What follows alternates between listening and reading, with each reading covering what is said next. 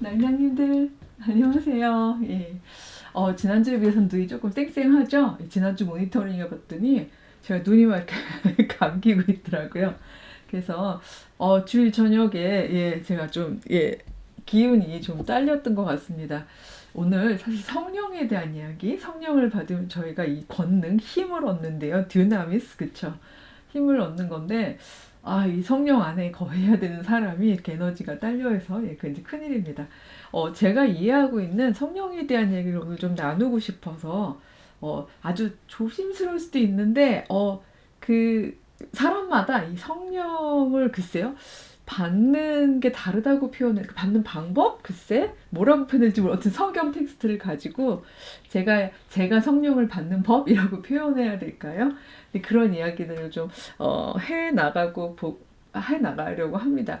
그 부분이 제가 지난 시간에 그 초대교회의 시작은 미약하였으나 그들이 얼마나 권능 있게 그 예수님이 마지막에 가르쳐 지키라고 한 내용들과 언행을 다 행했는지에 대한 이야기를 저희가 쫙 펼쳐나가는 데 있어서 그 에너지, 파워, 힘, 동력이 되었던 것에 대한 이야기가 될 것 같습니다. 제가 이미 사도행전을 넘어왔는데 왜 누가복음을 다시 하시나요? 라고 얘기를 하신다면 누가복음 이 24장 그에 보면 이제 마지막이죠. 마지막에 요렇게 끝나는데 그 내용이 사도행전에 이렇게 조금 겹친다는 이야기를 말씀을 드리려고 그러는 겁니다. 마지막에 보면 예수께서 이제 제자들과 그쵸? 부활하신 예수님을 만난 사람들을 다 데리고 베다니 앞까지 나가서 그쵸? 거기 그 베다니에 있는 감람원 혹은 올리브산에서 이런저런 당부도 하시고 하는 장면들이 앞에 쭉 있잖아요. 그리고 이제 손을 들어 그들에게 축복하시고 그들을 떠나서 이제 하늘로 올려지신 이는 이제 지난 시간에 얘기했듯이 이 부분에 대해서 우리가 릴리유적으로 접근하자 이런 얘기를 했었죠.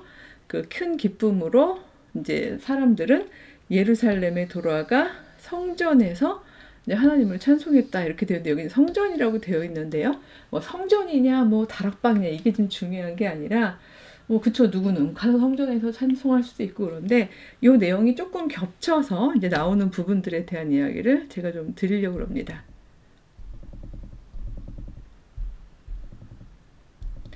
사도행전 1장에 보면요. 제가 1절부터 4절은 건너뛰셨나요? 막 이렇게 얘기하실 수가 있는데, 뭐, 데오빌로요, 뭐 이러면서 그 로마의 당시에 지도자에게 전하는 편지 형식을 떼서, 뭐, 진짜로 뭐 이걸 데오빌로에게 갖다가 뭐 바쳤겠어요? 근데 이제 이런 방식의 형식을 띠는 데는 일종의 변증적인 부분도 분명히 있겠죠.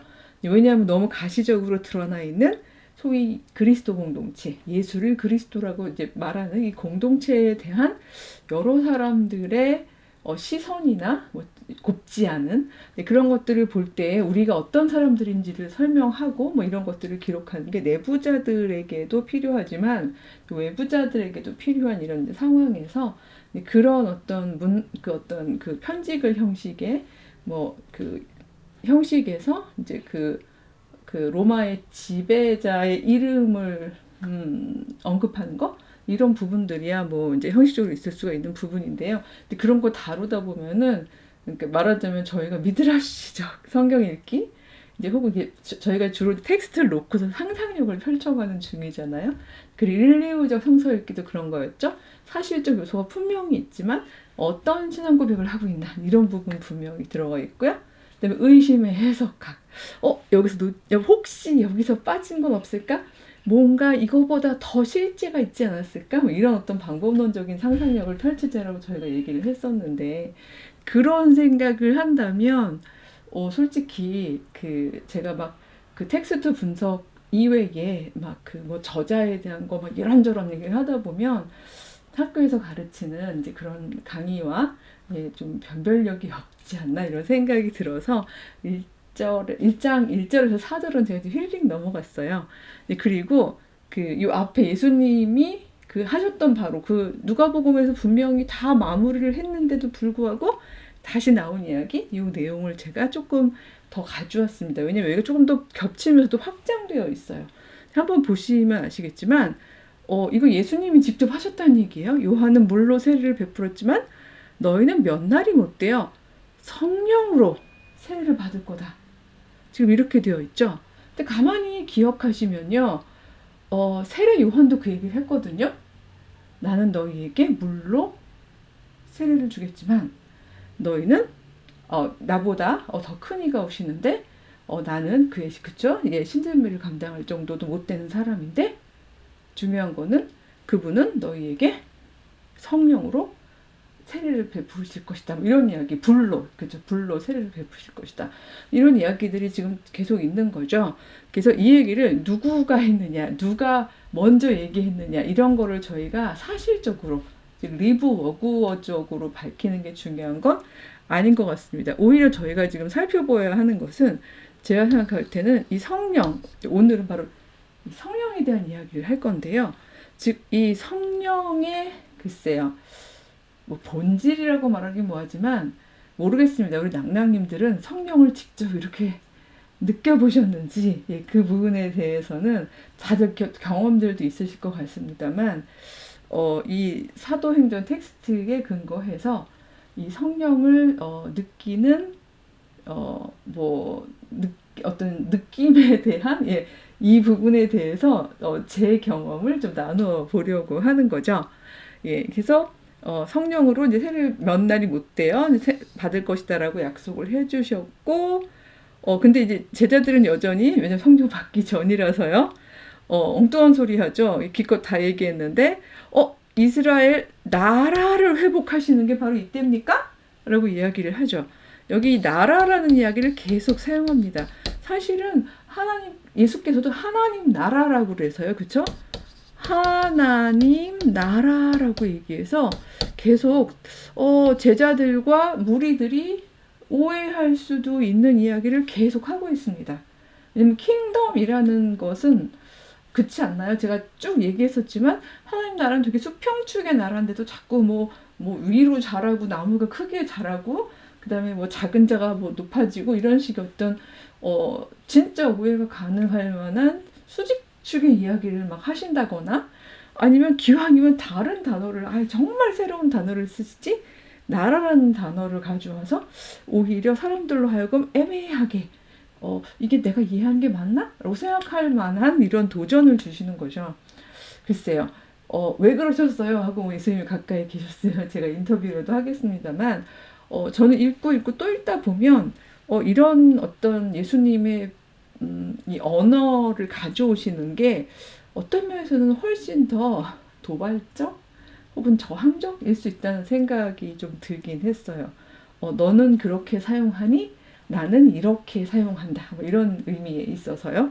그래서 적어도 이 나라는 절대로 계속 반복을 드립니다만 눈에 보이는 정치적 어떤 조직체가 있고 그 꼭대기에 인간 왕이 있고 뭐 이런 나라가 아니잖아요. 뭐 행정 조직이 있고 뭐 군사 조직이 있고 뭐 관료제적으로 이렇게 만들어져 있고 영토는 여기서부터 저기까지고 이런 나라가 아닌데 그럼에도 불구하고 이 사람들은 여전히 그 나라라는 말 때문에 그리고 예수께서 구원자가 되신다는 걸 이스라엘, 그 유대적인 제한성 안에서만 이해하다 보니까 이스라엘 나라를 회복하시는 거군요. 라고 계속 착각하고 있죠.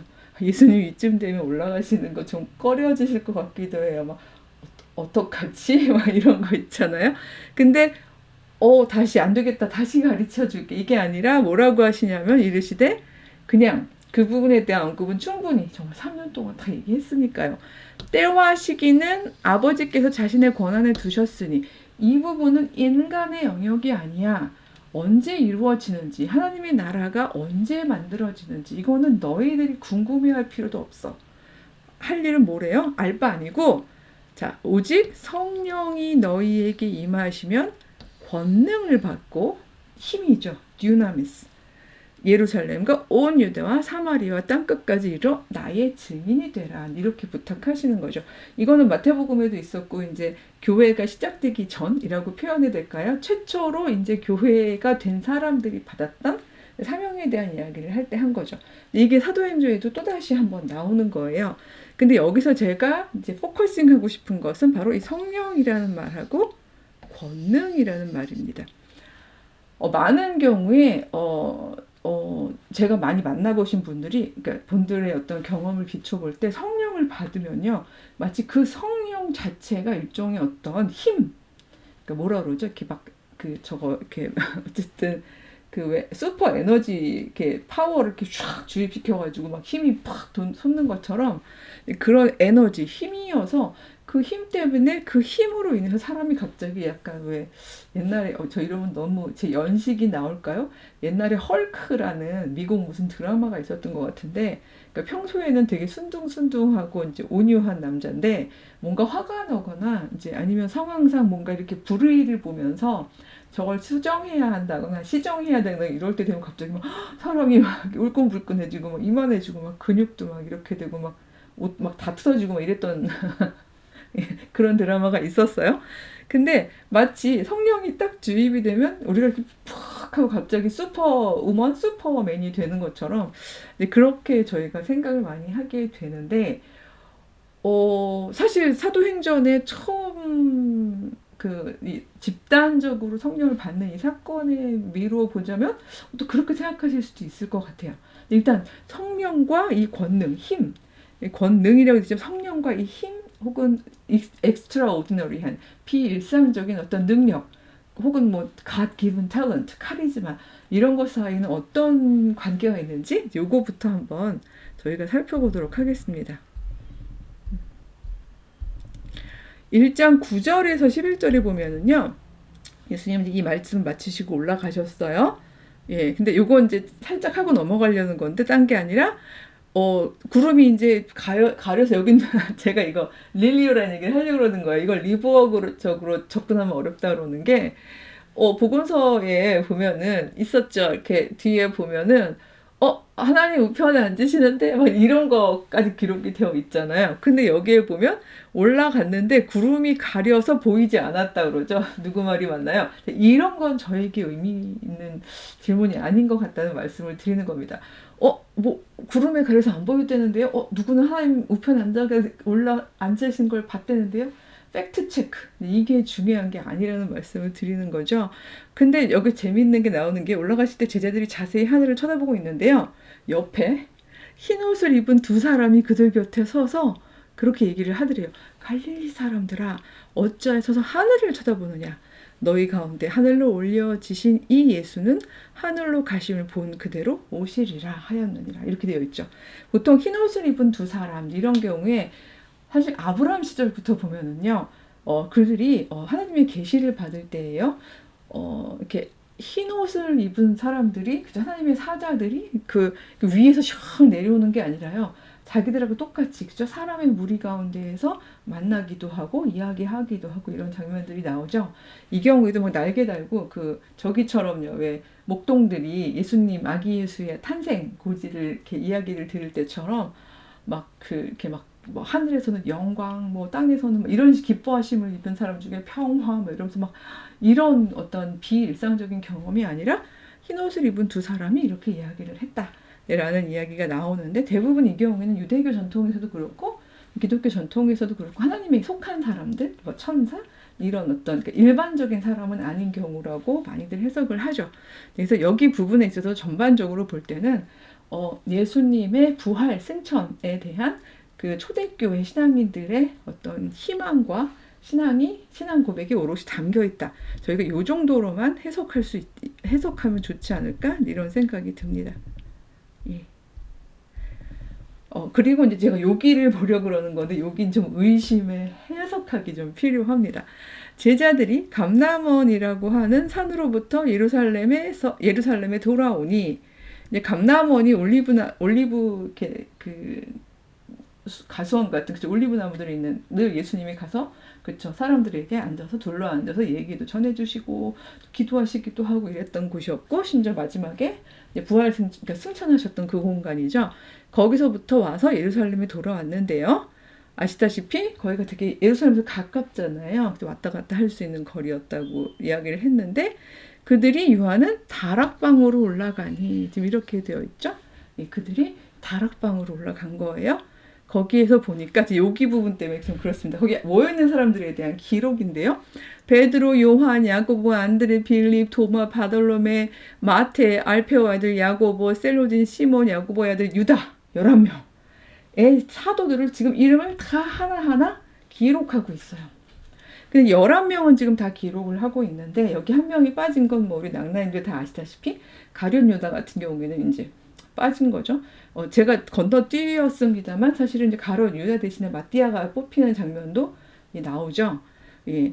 그리고 여기 다 거기 있어 해서 제자들 다 11명 여기 있어 라고 얘기하고 난 다음에 제가 일부러 빨갛게 했는데 여자들과 예수의 어머니 마리아와 예수의 아우들과 뭐 블라블라블라 이렇게 되어 있어요.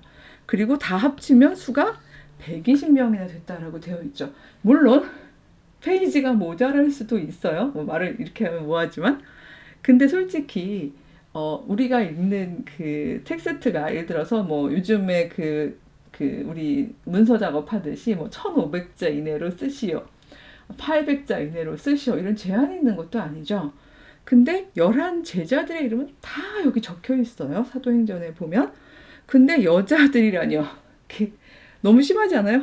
이거 의심의 해석학. 우리가요, 의심의 해석학. 이게 세 번째 방법론이었잖아요. 그쵸? 이게 세 번째 방법론이에요. 첫 번째는 미드라시적 읽기, 두 번째는 릴리유로 읽기, 그 다음에 의심의 해석학으로 읽어보자고 얘기를 했는데, 이거 물론 누가가 적었어요? 누가 적었을까요? 누가 이렇게 얘기하는 게 좀 그렇지만, 보통은 이게 한 사람이 최종적으로 뭐 기록은 하겠지만, 이게 그 어떤 공동체 안에서 계속, 권위를 가지고, 그렇죠? 이 부분에 있어서, 인정을 받고 하는 부분은 공동체적인 영향력이 되게 필요하죠. 역학도 있어야 되고요. 근데 그렇게 보자면, 이렇게 남자 제자들 이름은 다 적어주고 여자들이라는 이름으로 뭉뚱그렸다는 것은 이 경우는 여기 그 의사 누가 말고요. 그러니까 성별로 보자면 누가 썼기 때문에 이런 일이 생겼을까요? 이런 얘기예요. 물론 사도행전 뒤로 가면은요. 여성 뭐 사도들 혹은 여성 뭐 복음 전도자들 활동들이 계속 나와요. 많이 나오고 있고 기록이 되고 있어요. 근데 비교적 새로운 사람들의 이름이 나와요. 차근차근 보겠습니다만 그 이야기는 한마디로 말하면 그만큼 여성들의 힘과 여성들의 활동이 활발했다는 걸 의미하는 거죠. 다 이렇게 수습하기 어려울 정도로 누르기. 근데 일단은 저희가 합리적으로 생각해 봐도 이 예수님이 초기 공생애를 하시는 동안 계속 예수님을 따라다녔던 여성 무리들이 있었고 그 중에는요 단순히 그냥 이렇게 돕기 위해서만 따라다닌 게 아니라 제자라고 저희가 범주화할 수 있을 만큼 깨달아 알고 또 베다니의 마리아처럼 장례를 준비하고 예수님께서 왜 돌아가셔야 되는지에 대한 것들도 인지하고 있고 이랬던 소위 말해서 그러니까 제자라고 표현할 수 있는 여성들이 굉장히 많았음을 그리고 예수님조차 마리아가 택한 이 좋은 것이라고 표현하는 이 말씀을 배우는 것 이런 거에 대한 것들을 예수님도 인정을 하셨거든요. 그랬는데 만약에 생각해 보세요. 편지 같은 거 받으시는데요. 집안에서만 받더라도요. 집에 남자들 이름은 다 예를 하자 무난하노니 그럼 예를 들어서 집안 남자들 이름 다 적어놓고 여자들 다 이름이 있는데 여자들하고 얘기했다면 읽는 여자 기분 나쁘죠. 근데 상당히 이 안에는요. 저희가 이거 의심해봐야 되는 게 뭔가 하면요. 초대 교회의 시작부터 뭔가 알력이 있었구나. 이런 건 저희가 충분히 생각할 수 있어요. 왜냐하면 그렇지 않았다면 이 남성과 여성의 어떤 그 권위의 문제를 놓고서 권능과 권위는 다른데요. 이 권위의 문제를 놓고서 서로를 막 이렇게 견제하려는 이런 마음이 없었다면 저 같으면 여기다가요. 거기 다 있다고 쓰는 마당에 그쵸? 베다니의 마리아도 있고 그 언니 그쵸? 마르다도 있었고 막달라 마리아도 있었고 그다음에 예수님의 무덤가에 있었던 살로메와 줄줄줄줄줄줄 적을 사람이 복음서에서만 저희가 알고 있는 이름만으로도 충분히 적을 수 있는 사람들이 많이 있죠. 이 부분에 대해서는 저희가 충분히 또 유추 가능한 이유가 유대인들은요, 우리 애기 양 등장했는데요. 자, 유대인들의 경우에는요, 이 남녀의 그러니까 서로 모르는 남녀의 어떤 그 뭐 말을 섞는다든지 아니면 더군다나 심지어 세를 주기 위해서 머리에 손을 얹는다든지 하는 것이 철저하게 문화적으로 금지되어 있었고 율법적으로도 금지되어 있는 그런 문화에 속해 있는 사람들이었거든요. 이제 우리나라도 유교문화에서 남녀 7세 부동석 뭐 이런 거 있었잖아요. 7살 이상이 된 남자하고 여자가 알지 못하는 남자죠. 같은 자리에 앉아 있는다거나 이거 자체가 금지되어 있었고 그랬죠. 그렇다면 이 초대 교회에 점점 요때는 그 묘사가 안 돼 있습니다만 점점 이제 그 제자들의 수가 그 성도들의 수가 되게 많아지는데 그때 남자들만 많아졌다고 되어 있지 않거든요. 그럼 막 세례를 받으면서요 여자 성도들의 숫자도 굉장히 많아져요. 그럼 여자 성도들을 남자가 세례를 줬을까요? 그 부분에 있어서 많은 학자들이 그건 불가능했을 거라고 이야기를 합니다. 이때는 이제 성직 제도가 아직 없기 때문에 사도들의 경우에 그쵸 제자들의 경우에는 세례를 줄 수 있었잖아요. 평신도 세례가 가능했을 때였는데 여자들은 여자 사도들이 여자 제자들이 세례를 주었을 거라고 보는 거죠. 예, 그래서 그렇게 보자면 이 힘은요 사실 약간 아직 11명이긴 하지만 12대 12 그래서 심지어 어떤 학자들은 남자 제자 12처럼 여자 제자도 12를 뽑았을 것이다 예수님께서. 그래서 공평하게 그 밸런스 있게 사역을 전개하셨을 것이다 뭐 이렇게 추론하기도 해요. 뭐 숫자가 12이나 12가 12였는지 그거는 저희가 확실하게 증명할 수 없지만 최소한 여기서 이 텍스트만 놓고 보더라도 의심이 좀 되지 않으세요? 최소한 이 텍스트를 쓴 사람은 이 여성 제자들의 이름이 기록되고 그쵸? 그 영향력이 초대교회에서 인정받는 것에 대해서 그다지 호의적이진 않았구나. 이런 게 텍스트에서 보이는 거죠. 그냥 120명이면 정말 그 굉장히 그러니까 에센스만 모아도 120명인 거잖아요. 그 이 제자단이 굉장히 그 규모가 있는 제자단인데 여기에서 예수님의 어머니 마리아 이외에 다른 여성들의 이름을 기억하지도 않고 기록하지도 않았다는 것은 이것은 저희가 정말 별표해야 될까요? 의심을 해봐야 돼요. 왜냐하면 이것은 여기 그러니까 이 여자들의 힘이 그만큼 약했기 때문일까? 그게 실제일까?를 생각해보면 오히려 역설적으로 그 여성들의 힘이 이 사도들이 만들어가고 있는 그 스승의 부재 상태에서 그들이 만들어가려는 어떤 그 공동체의 질서를 본인들이 생각하는 그 질서 속에서 뭔가 위협이 된다거나 어떤 힘의 밸런스 같은 게 어려웠기 때문에 견제하려는 마음이 있지 않았을까? 이제 그런 생각이 드는 거죠. 자, 뭐 요건 의심의 해석학인 거고요. 이제 성령에 대한 이야기, 이제 오늘 제가 본론으로 하려는 거였는데 성령에 대한 이야기를 하려고 2장으로 휙 넘어왔습니다. 이제 오순절 날이었습니다. 이 오순절은 이제 크리스천들은 성령 강림으로 이제 지키느라고 조금 더 포커스가 다릅니다만 원래 유대인의 절기죠. 그 패스오버, 뭐라 그러죠? 6월절이 지나고 난 다음에 5번의 순이 지나고 난 그 날이고 이게 되게 얼추 맥주 감사절, 그 맥주 감사를 하는 또 그런 절기로 지내는 그런 날이기도 하죠. 그래서 사실은 이제 나중에 뒤에 제가 다음 주쯤에 이야기를 할 수 있겠습니다만 그래서 이제 많은 그 유대인들, 심지어 디아스포라 유대인들, 즉 외국에서 막 살고 있었던 그래서 언어가 유대인들이 쓰고 있는 아람어보다는 자기네 자기네들이 가서 살고 있는 그 타국의 언어들이 훨씬 더 쉬운 이런 사람들 우리로 치면 뭐 2세, 3세 그쵸? 뭐 제일도 교포 뭐 재미교포 뭐 이런 식으로요. 근데 그런 사람들이 다 모여오는 그런 공간과 시간에서 일어나는 일이었죠. 오순절 날이 이뤘는데요. 그들이 다 같이 이제 한 곳에 모여 있었는데요. 뭐 최소한 120명이 그쵸? 갑자기 호련히 하늘로부터 급하고 강한 바람 소리가 있어. 지금 이렇게 되어 있죠. 급하고 강한 바람 소리 이렇게 되어 있는데 혹시 급하고 강한 바람 그러니까 생각나시는 거 없나요?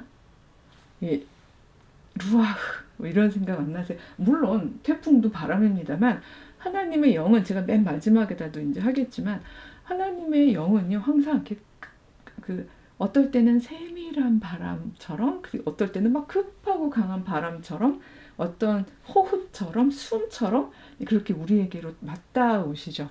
그렇게 표현이 되고 있어요. 어쨌든 이날은요 되게 급하고 강하게 굉장히 인텐시브하게 압축적으로 강하게 생겼는데요. 이렇게 들이닥쳤는데라는 말은 좀 너무 심한가요?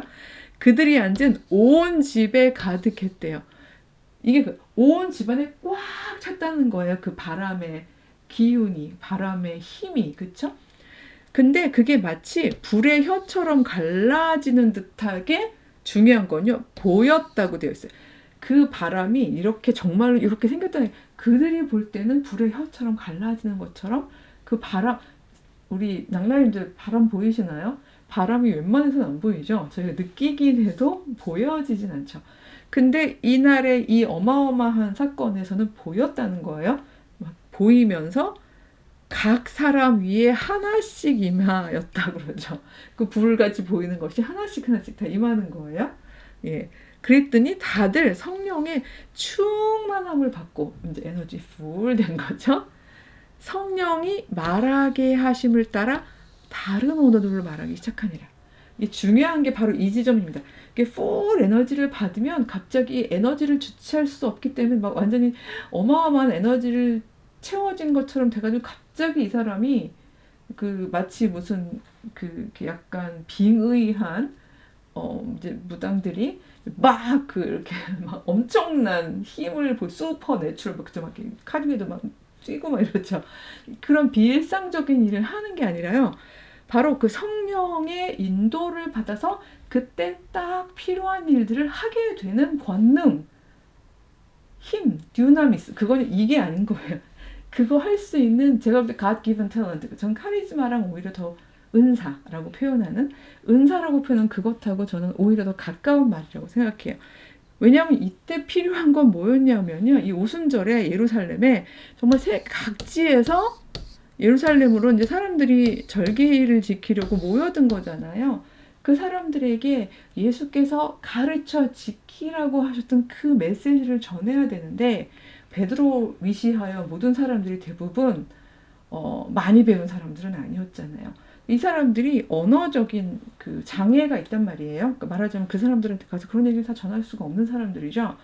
그래서 이 사람들에게 전하기 위해서 그 아주 급하고 강하게 인텐시브하게 힘이 작동해서 그들에게 내려준 은사 뭐였냐면요. 다른 언어들로 말하기를 하게 하는 거였어요. 근데 생각보다요. 이게 지금 방언 다들 다른 언어라고 방언이라고 하는데 이제 사실 기도에 하다 보면 이제 하나님하고만 막 깊게 그 내적 친밀함으로 대화하기 위해서 하는 방언들도 있잖아요. 근데 옆 사람이 들어도 뭔 소리인지 모르겠는. 제가 따라는 안 하겠습니다. 왜냐하면 잘못하면 희화화할 수가 있으니까. 하지만 이 당시는 그게 아니었던 거예요. 다 알아듣는 그냥 정확한 언어를 얘기한 거예요. 언젠가 한번 제가 이 이야기를 나눴는지 모르겠습니다만 제가 저희 그 대학교 다닐 때 저희 스승님 중에 한 분이 그분은 굉장히 지적이고 이성적인 분이었는데 어느 교회에 초대를 받아가지고 이제 그 텍스트 성경 말씀에 대해서 설교를 했대요. 아마 설교보다는 조금 더 이제 오후 예배 같은 그런 거였나 봐요. 왜냐하면 질의응답도 할 수 있었던 상황이었던 거 보니까. 근데 한 권사님, 여자 권사님이 계속 이렇게 들으시면서, 왜냐하면 신학교에서, 그러니까 말하자면 신학 박사가 와가지고 지적인 얘기만 계속 하니까, 저 사람은 성령을 안 받았을 거야. 이런 생각을 한 거죠. 그래서 그분이 이제 딱 질문을 했대요. 교수님은 성령을 받으셨냐? 그랬더니, 저는 성령 안에 있습니다. 이렇게 얘기하셨대요. 아니, 성령을 받은 증거로서 혹시 방언을 할 수 있냐? 이분 생각할 때는 성령을 받은 사람 모두가 다 방언을 한다고 생각을 해서 하셨던 거겠죠. 그래서 제가 성령이 저에게 그 방언의 은사를 주시진 않았지만 그게 이 오순절날 있었던 사건을 이야기하는 거라면 저도 방언을 할 줄 압니다. 그건 성령에 의한 건 아니지만 저도 방언을 한다 했더니 해보세요 이렇게 얘기하셨다는 거예요. 그래서 이분이 그랬대요. Sister, I love you in Jesus Christ 이렇게 얘기를 했대요. 자매님 하나님 안에서 나는 당신을 사랑합니다라고 얘기했죠.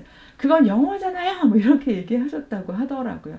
그러니까 말하자면 생각보다 저희가 성경 텍스트를 온전히 꼼꼼히 읽지 않고 소위 이렇게 많이 역사가 굴러오는 동안 우리가 오해하고 있는 최종 산물만 생각하다 보니까 방언 그러면 뭔지 알아들을 수 없는 말이고 뭔가 신비적인 말이어야만 하고 약간 황홀경 속에서 그쵸 약간 하나님하고 막 이렇게 막 신비 체험 속에서만 하는 이런 말 그 말은 방언이 아니야 이런 얘기가 아니라 그것만이 방언인 것처럼 생각하시는 경우가 있는데 그러다 보니까 성령을 받는다는 것 자체에 대해서도 성령 받는다는 게 뭐지? 라고 이야기할 때요. 마치 이렇게요. 모두 다 같이 모여 있어야 되고요. 성령 받을 때는 일단 다 모여 있어야지 되고 혹은 뭐 어떤 한 사람이 성령을 받더라도 주변에 뭔가 더 성령을 먼저 받아서 막 슈퍼 파워풀한 이런 지도자들이 있으면서 막 불받아라 이러면서 이렇게 막 해야지 얌얌해야지 뭔가 성령을 받는 것처럼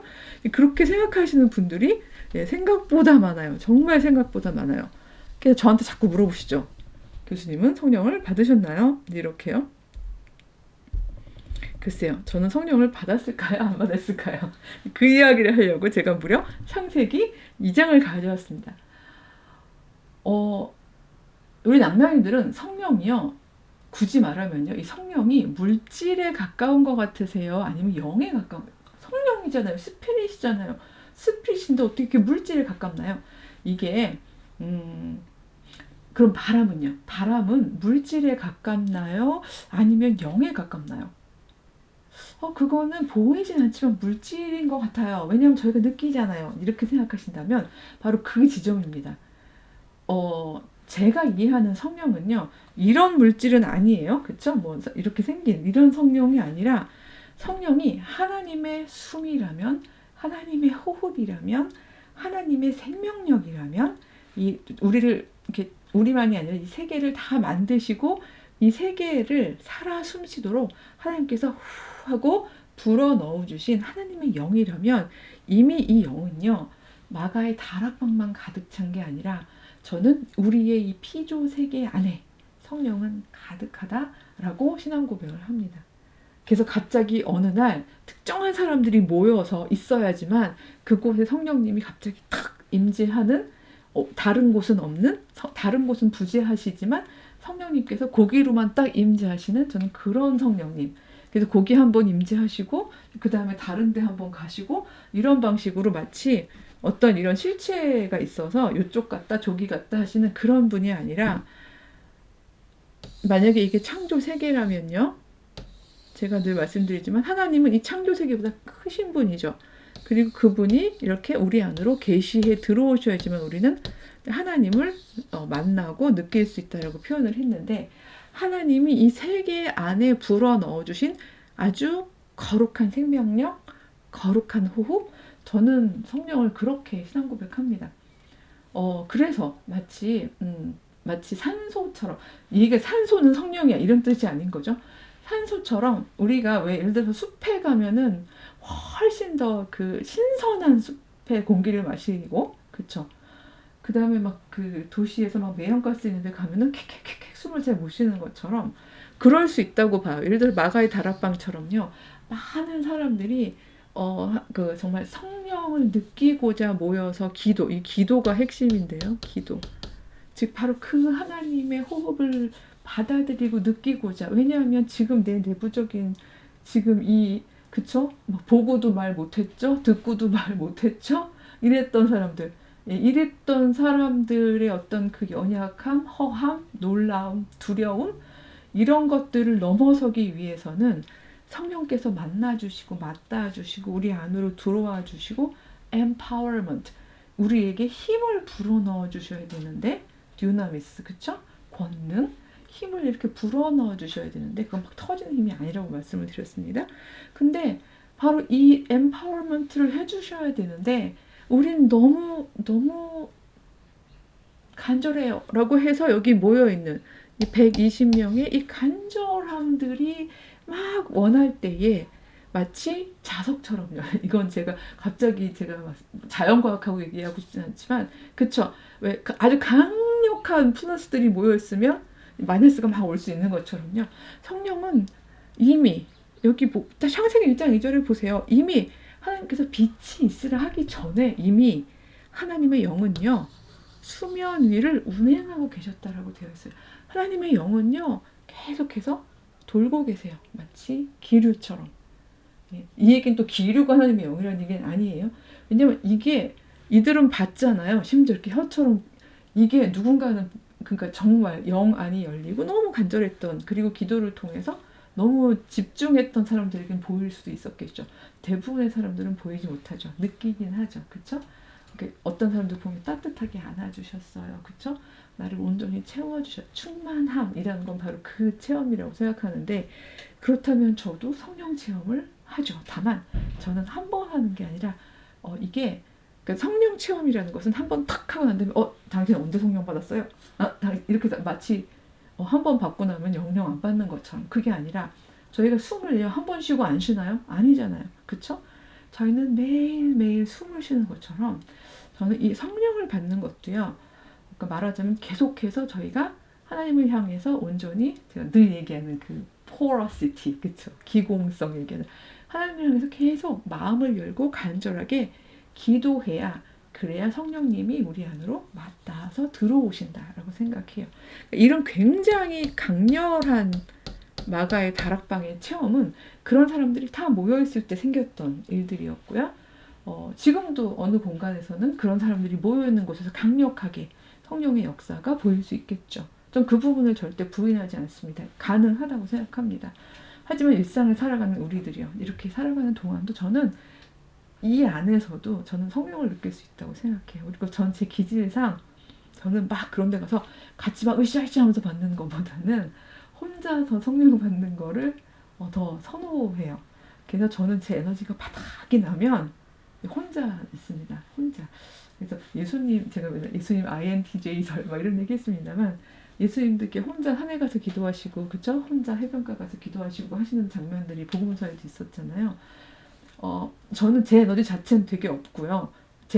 그렇다고 뭐 항상 성령 충만해서 일을 하는 건 아닌데 그야말로 제 에너지로 안 될 때는 성령의 힘으로 해야 되는 순간순간들이 많이 있거든요. 근데 그거를 위해서 제가 하는 유일한 길은 딴 게 아니라 혼자 어디론가 소위 말해서 어디론가 숨어서 기도하는 거죠.